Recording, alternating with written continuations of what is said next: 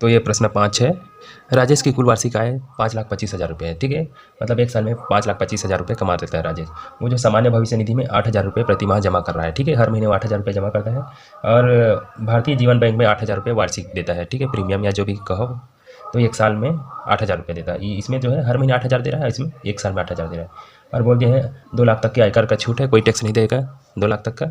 उसी तरह से एक और चीज़ मैं भूल गया हूँ। ठीक है, 1 लाख तक बचत में छूट है। ठीक है, बचत में छूट देख लेता हूँ क्या लिखा है।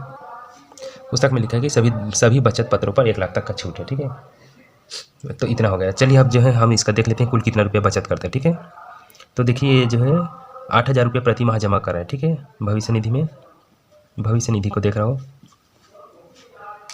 ठीक है, तो 8,000 रुपये जमा कर रहे हैं भविष्य निधि में, 8,000 रुपये प्रति माह। तो हमें पूरा एक साल का निकालना है। ठीक है, हमें हर महीने वाला नहीं देखना है, क्योंकि जो भी टैक्स में छूट है वो सिर्फ एक साल का ही लेता है। ठीक है, तो ये 3 शून्य का 3 शून्य और 12 8 96, तो इतने 1,000 रुपये वो जो है भविष्य निधि में जमा किया है। उसी तरह से LIC है, LIC किसे कहते हैं? भारतीय जीवन बीमा को।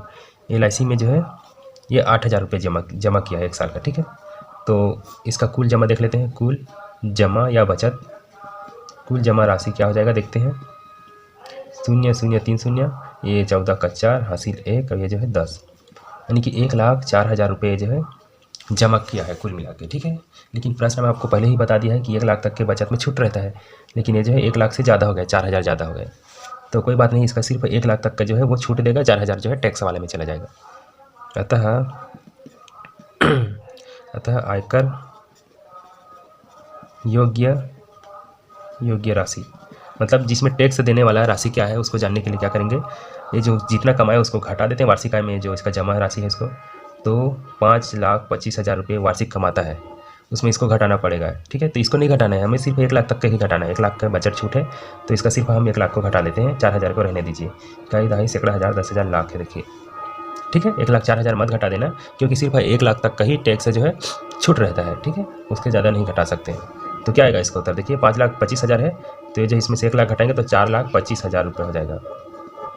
ठीक है, अब इसमें भी सरकार की तरफ से देखिए 2 लाख तक का आयकर छूट है, इसमें तो उसको टैक्स देना है, इसमें ना 10% इसका टैक्स लगेगा ही। ठीक है, लेकिन अभी भी सरकार जो है इसमें 2 लाख तक को कोई टैक्स नहीं देना पड़ेगा बोल रहा है, मतलब 2 लाख रुपये घटा लो, उसके बाद जो भी बचेगा उसमें 10% टैक्स देना है। इसलिए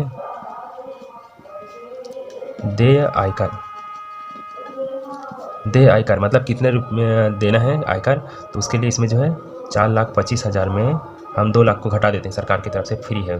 कई दहाई सैकड़ा हज़ार 10,000 लाख इतना, और फिर इसमें घटाने के बाद कुल जो पैसा आएगा उसका 10% निकालेंगे, तो का 10% लिख लेना इसे। ठीक है, इसमें का 10% निकाल रहे हैं, इसको मत लिखना।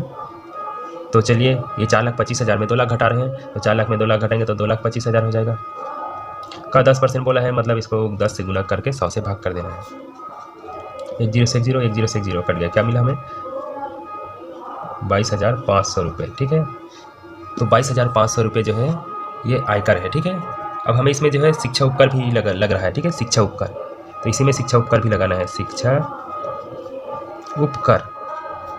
ठीक है, शिक्षा उपकर क्या हो जाएगा, ये जो भी है जो लास्ट में आया है उसी का टैक्स लगते हैं। ठीक है, इसको बोलते हैं देय आयकर का 3%। ठीक है, जितना भी देय आयकर है उसका 3%, तो देय आयकर तो ये है। ठीक है, मतलब 22,500 रुपये उसको टैक्स देना है, तो इसी टैक्स में 3% फिर लगाना होगा, तो 22,500 गुना 3, और 100 से भाग भी करना पड़ता है परसेंट इसलिए। तो देखिए दोनों जीरो इससे जीरो से कट जाएगा, मिलेगा 2,2,5 गुना 3।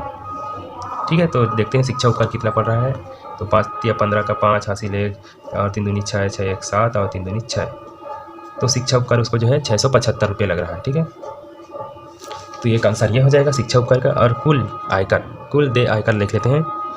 चलिए कहीं पर जगह बना के लिखना पड़ेगा, इधर कुल देय आयकर, तो जोड़ देते हैं, इतना भी पैसा दे रहा है इतना भी दे रहा है, तो दोनों को जोड़ेंगे। ठीक है, तो 22,500 में 675 को भी जोड़ देंगे तो पता चल जाएगा कि उसको कितना टैक्स देना पड़ रहा है।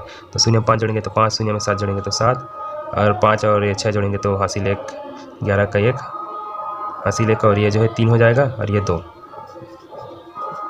ठीक है, तो यही आंसर है कि ये आंसर है और एक शिक्षा उपकर वाला ये आंसर है, ठीक है। तो लिख सकते हैं यहाँ पर शिक्षा उपकर करके, शिक्षा उपकर ये जो है 675 रुपये, ठीक है। 23,175 रुपये आयकर हो गया और एक 675 रुपये आयकर।